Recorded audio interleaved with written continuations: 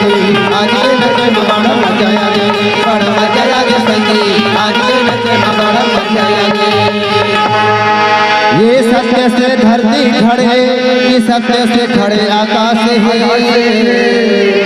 सत्य के रास्ता में जीव पड़े कि कह गए घासीदास है, कह गए घासीदास होत है सकल काल पीछे, होत है सकल काल पीछे। बार बार सब मिलके बोलो सत्य नाम साहे, बार बार सब मिलके बोलो सत्य नाम साहे। आज आना होगे जी काली जाना होएगा, माटी करे चोला पूरा न होगा।